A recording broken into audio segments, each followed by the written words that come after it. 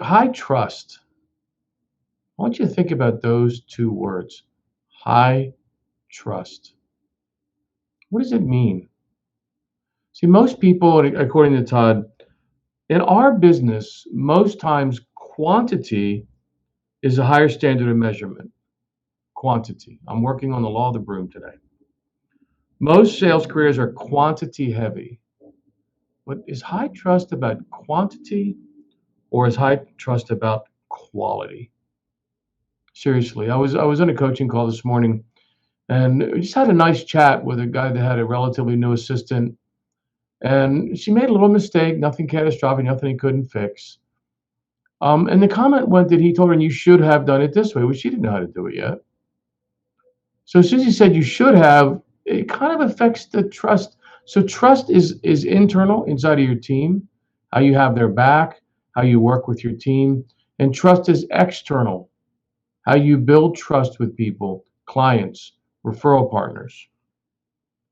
The law of the broom says that to take your business to the higher level, higher levels of trust, higher levels of trust make you much more effective. For the, beginning with personnel, some of the people, they're talking about an environment. One of the things you have to work on cleaning up sometimes is your people. I hate to say that. I really do. I've been very blessed. I have my assistant with me for 16 years and my team 12 years, but they trust me. Matter of fact, one of my loan officers said the reason that he loves being with me all these years is I have two qualities that he likes. I always do what's right for the customer, regardless of the checkbook, always. And I always have his back or their backs, always have their backs. Some of the people in your environment, according to, don't necessarily handle their responsibilities correctly. Handle their responsibilities with trust, with courtesy, with kindness. I'll never forget years ago, I had the best processor I've ever had in my life. She was absolutely amazing. She had the personality and communication of a baseball bat. So I couldn't let her talk to customers. I actually hired somebody to be the liaison between the processor and the clients, and the whole paradigm change. It was wonderful. So what it really comes down to, you have to look at your internal team. Are you all on the same page? What is the most important focus of our business today? Most important focus is the customer experience. So for example, if you call a customer, and this was on a coaching call this morning, when an assistant called and said, hey, you should have sent me this information, versus, hey, I noticed that we still need a few outstanding conditions on your loan. Can I help you gather them? Which one brings trust? If you saw my post yesterday on Facebook, I said, you don't need a script if you're not making your calls. Do something, do it now. But if you're making calls and you're talking to people, you don't have to have a line by line script. We certainly have to have a script of how you want to communicate with people.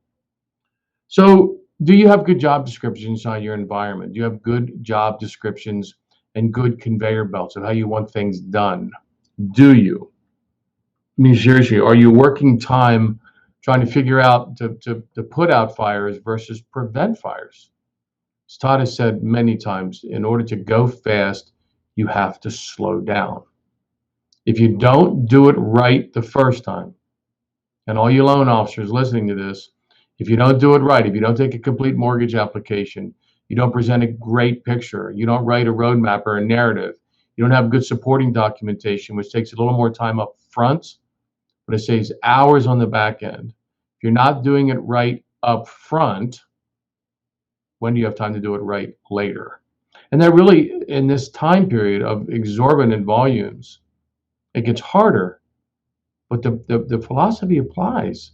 You have to slow down, do it right, and move on. And don't think you can multitask and do 3, 4, 5 things at once, because we don't do it well. Humans are not effective at multitasking. We're most effective by taking the task, time blocking it, prioritizing it, doing it, and moving on. You never have you ever had more than enough time in your sales business? We never have enough time, ever. Just get used to that. Salespeople probably have a hard time believing it's possible in the sales profession to spend the majority of their time doing the one or two things that they both enjoy and which they excel at. So think about this. You could spend more time doing the things that advance your career if you get rid of the things that are holding you back. But if you don't even know what the things are, so I just had a coaching member recently who every 15 minutes, he looked at how he spent the last 15 minutes. You can do it with a half an hour or an hour and look at how you spent the time in the last 15 minutes, an hour, the behaviors you did. Look at those behaviors and ask yourself a simple question. Is this only something I can do? Is this something that's going to be a revenue generator, a trust builder, a better way of communicating, or is this moving papers? And if you're doing things that aren't making you revenue, that aren't building trust, that aren't growing your business, then that's wasting time, that's wasting money. It does a couple things. You don't have time to enjoy your life because you're crazy busy. Add a team member, add somebody who can do the things that they can do that you shouldn't necessarily be doing. A couple things to think about. I said this already, but I'm going to repeat it. Page 97 in High Trust Selling. It's the go-to manual. If you can't find time to do things right, when will you ever find the time to do them over? If you spend most of your time with clients who don't completely trust you, you will find time to build. When will you find time? Where will you find time to build high trust with the right clients? So Law of the Broom says, if you're dealing with people that don't trust you, and that's your responsibility to build the trust. If you have referral partners that don't trust you, that only throw you tough deals, when are you going to find the time to go find the partners that you want to work with? If you don't have time to call your clients back, how will you make time to talk when they call you? Are you waiting for incoming calls or are you being proactive? I'll give you a truthful story. One day a realtor called me and this shouldn't have happened. And she said, Wayne, is your appraisal back yet? And it had been in for about a day and a half, 2 days. And my response was, I'm sorry, it's my bad. I should have called you. I'm sorry about that. Yes, appraisals and everything's fine. But that's a call that should be outgoing, not incoming for the high trust relationship. You don't have time to make quality sales, so the quantity of your sales really matter. So you can have 20 realtors giving you half a loan a month and doing 10 loans a month. You can have 5 realtors giving you 2 loans a month. You can have 5 realtors giving you 3 loans a month. The goal is to build great partners that you work with on an ongoing basis. If you don't show your customers your trustworthy way of doing business, they will assume you do business anyway. I was on a call yesterday with a client. I was absolutely flabbergasted. Referred to me by somebody about potentially refinancing. I said, what kind of loan do you have? She goes, I have no idea. They have no idea what kind of loan she had at all. That means a loan officer didn't educate that borrower and build that trust equation. And I said, have you heard from your loan officer in the last 5 years? Never. She never heard from him, didn't know what mortgage product she had. So when the referral came to come to me from one of my trusted clients, it was an easy one. I explained to her what product she had after seeing her statements and evaluating it. She had no clue. If you hurry your sales, you'll usually end up waiting on them. So are you waiting for the phone to ring? If you are, that's something you need to work on. If you don't return calls, the calls return to you. So one of the rules I have in my business is every day at 5 o'clock, I check all my voicemails and do all my calls every day. It'll save you money. Think of this, how much money is every transaction worth to you? Every single one. And what are you doing to make sure that you never lose one? I love to ask a realtor a question. It's bold, but it's true. Have you ever dealt with a customer who ended up buying a piece of real estate from somebody else? And then the next question is, what are we going to do about that? If you don't have an assistant, you are an assistant. When I started my own mortgage company in 2000, I had it for 12 years till my partner passed away. The first thing I did before I wrote one loan was to hire an assistant. And within about 12 months, I'm closing 30 to 40 loans a month. It's true. You need to have an assistant. But if you don't know what you're doing that you shouldn't be doing, an assistant will become ineffective for you. If you don't tell people when to call you, they will call you whenever they want. And then you'll be in the middle of something, you'll be disrupted, it'll take your time, you'll lose your effectiveness. It's just the way the game works. If you don't take advantage of your time, this is a big one. Your time will take advantage of you. Most salespeople understand the essence of of a reactionary relationship. For every action, we were taught there's an equal and opposite reaction. The same phenomenon occurs in your sales business. One positive action usually elicits another positive action, but you have to be the one to initiate the actions. So in short, if you have not established clean systems and tight procedures to run your business, think about that terminology, to run your business. Are you running your business, or is your business running you? Are you working like too many hours when you could be delegating? There's never seen a gravestone in my life that said I wish I'd worked more. Guys, the purpose of high trust and high trust coaching, high trust business is to work less, make more, delegate what you can, build trust with your team, with your clients. They refer people to you, and with your referral partners.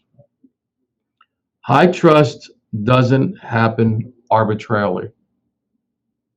It must be proactively earned. That's such a powerful statement. High trust doesn't happen arbitrarily. It must be proactively earned. I'll give you an example. Recently, I was talking to one of my coaching members, and he said that he went to his financial planner and asked for a realtor referral. Who's a good realtor? Who's the best? He got a name of this realtor that was amazing. And he called the realtor and he said to that realtor, my financial planner asked me to give you a call. It's not a true statement.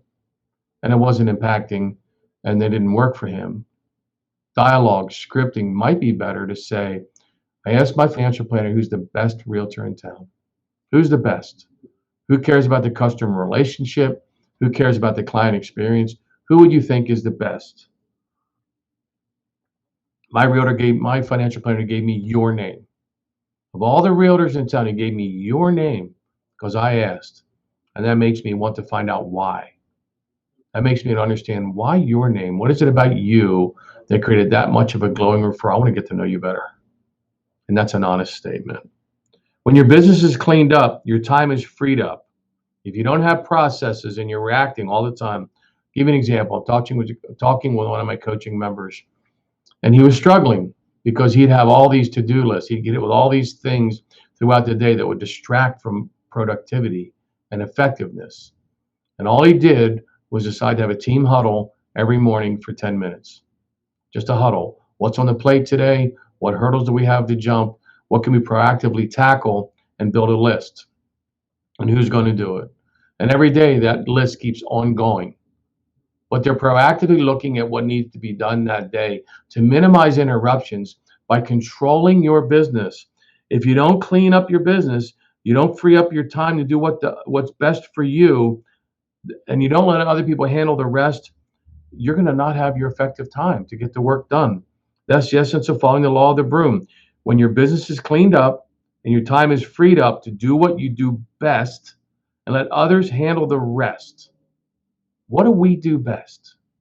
It should be lead conversion, lead generation through high trust referrals, high trust relationships.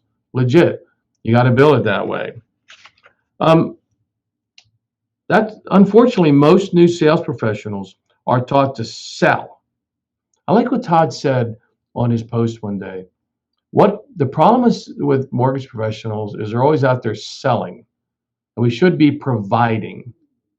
We shouldn't be selling, we should be providing, but we have to know what to provide. How do you know what to provide if you present? You're not knowing what to provide because you don't know what that person's needs are. So the purpose of high trust is to learn, to ask questions, to learn what to provide, and then provide it. Quantity doesn't matter most. Quality matters most. One of the people I worked with in my coaching platform, Todd's coaching platform, excuse me, was with another training program that said make 30 phone calls by 11 o'clock or 12 o'clock every Monday. Make 30 cold calls. I asked him how that was working for him, and he said it doesn't work well at all. I don't get much results from it, and I'm not building a relationship with it, and it sets my week off on a bad note. So don't make 30 random cold calls. Make 5 high trust, targeted, who you want to talk to, set the stage, talk to people you want to, but not 30 random cold calls. And what do you say? I was on one of my coaching members again. I refer to them because I hear so much. Was told to call every realtor and say, how do I get 15 minutes of your time? So if you call a realtor and say, how do I get 15 minutes of your time? If I were the realtor, I'd say, what do you want to do with that 15 minutes? Versus saying, I hear you're really good. I want to get to know you better. Well, I love the book. The book thing works. I don't care what you say. I've done it. If you haven't tried to do it, I love the 10 new golden rules of customer service experience. Send that to people, help them understand what the customer experience could look like, follow up set appointments. So, activities. How do you spend your days? Law of the broom. How do you spend your days? Red light activities. Things you should try and delegate as much as humanly possible. Filling out and filing paperwork, faxing and copying, managing crises. Don't let get out in front of crises, as we talked about. Dealing with high maintenance, low profit customers. Don't need them. You simply don't need them because while you're spending time with them, you're not building the high trust relationships you really need. Copying and telephone interruptions, coping with them, excuse me. We've already talked about it. You get rid of telephone interruptions, being proactive, and also leaving a message. I return calls at 10, 1, and 4. If it's urgent, text me 911. I'll get back to you as soon as I can. But don't have constant telephone interruptions, email interruptions, taking long lunches that aren't necessary. Maybe you do that to get a break once in a while, but use that time effectively. Hanging out with whiners instead of winners. You're only as good as the people you surround yourself with. Gossiping among coworkers, it's not worth it. No time for that.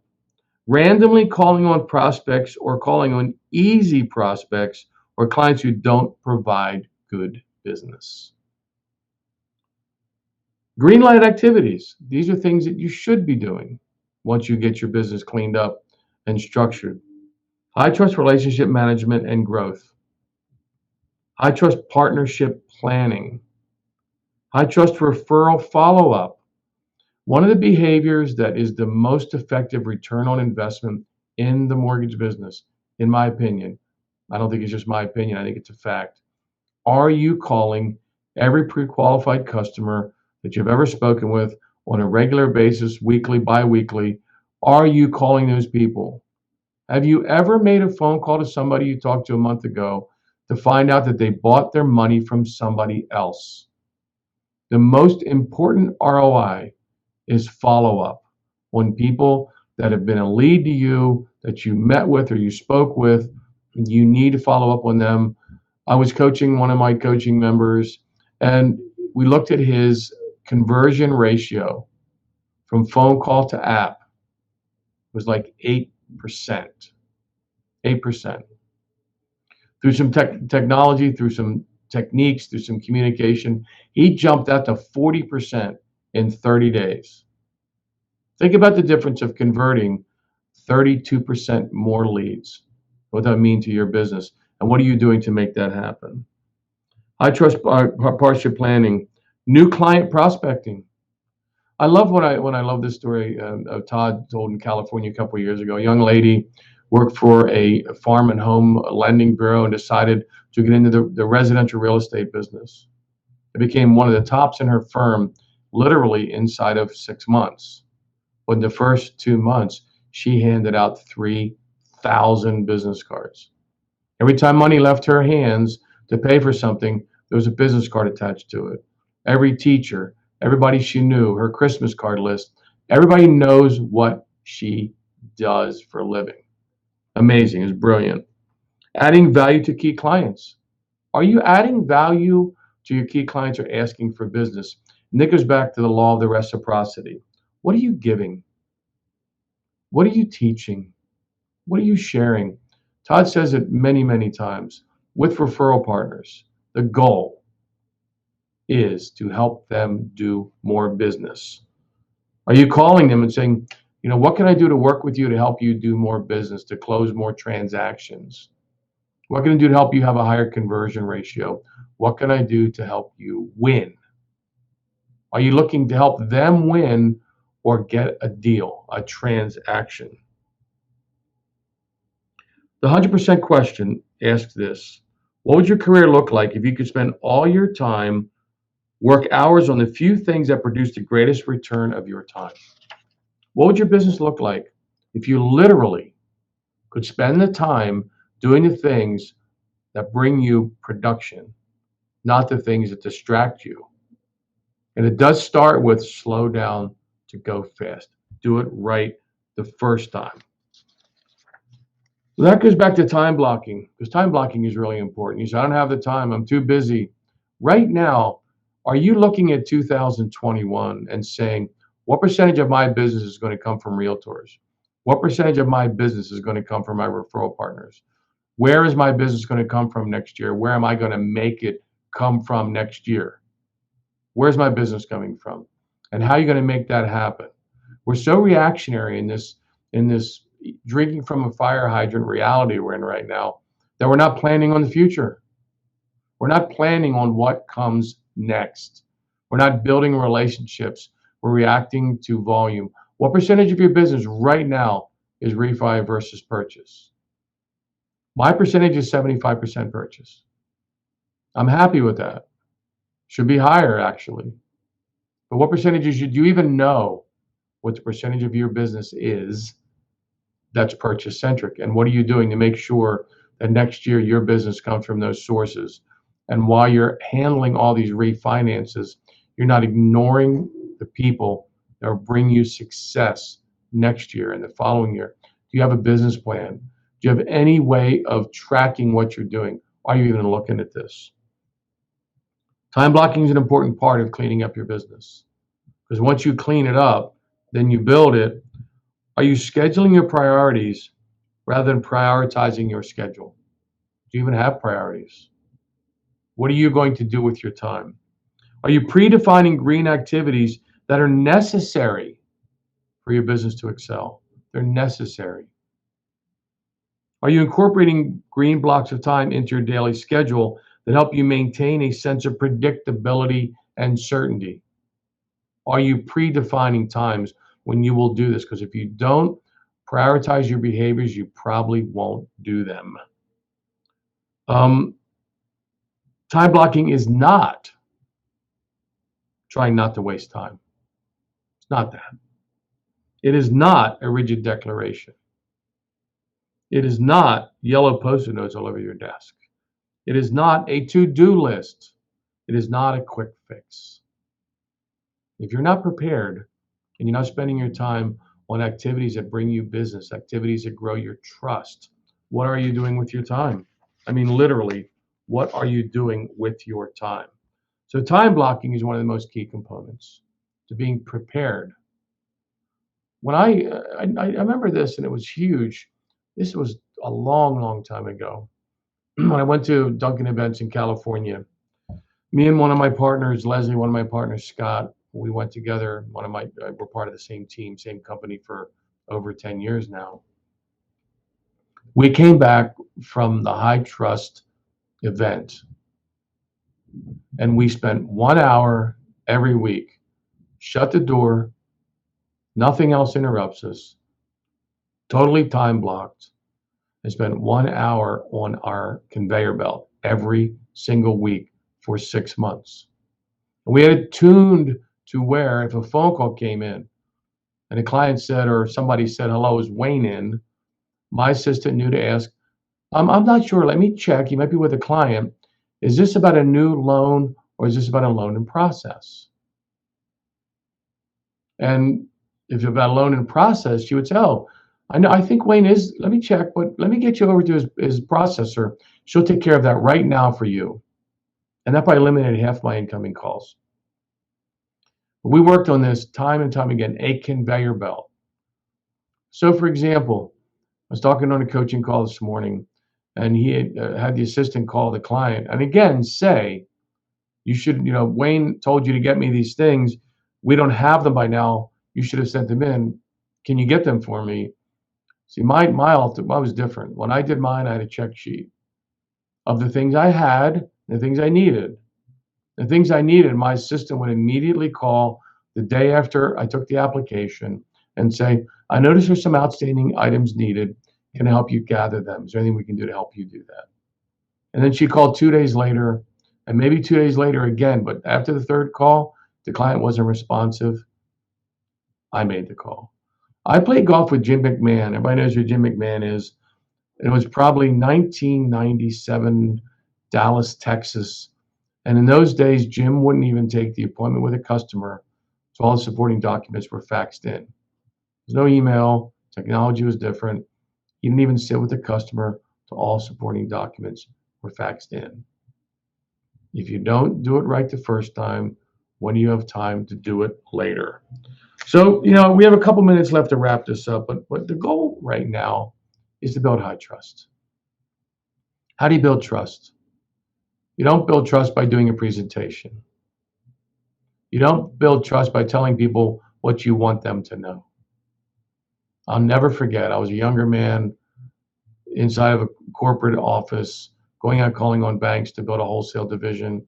Looked at a banker one day and said, you need what I have here for you. He goes, son, don't tell me what I need. I know what I need. I blew it. I flat out blew it because I tried to tell him what he needed. Is that the way to build trust? Versus asking what is needed, versus discovering it. So again, it's not about selling, it's about providing. But what was I providing by telling him what he needed? It was arrogant. I lost, but I learned. That day I learned a valuable lesson. I never did that again. So to build your business, you have to clean it up. It's a major shift in the way some people do business. It's not shotgunning. It's not calling everybody, trying to get a transaction. It's not what high trust is about. High trust is about predefining who you want to do business with, asking who's the best, finding out who is the best, and then going out there, letting those people know that they're on your radar screen, that somebody told me that they are important, they're amazing, they're good at what they do. And then the goal is to get to know those people, find out the flaws in their business, bring them solutions that help them do more business. And I'll wrap up by talking about one of my guys, one of my coaching members, Tony, who closed 78 units last month. First coaching call, he was going to fire his number one realtor. And we got to talking about that, and I go, why? He goes, because the way she does business doesn't create the best result. So we talked about how to change the shift, and he went to his number one realtor and explained to her that by doing business differently, she could get more referrals, because for every customer you close a transaction with, you should get one referral every 3 years. And she wasn't seeing those kind of results. So they worked together to change her paradigm. And then he went back a few months later with a 15-year relationship. He was going to fire and did the high trust interview 15 years into the relationship. Learned more about her than he ever knew, and the relationship grew stronger than it ever was.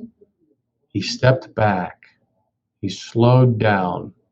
He explained how by doing business differently in the high trust methodology, she would do more business, and the relationship has never, ever been stronger.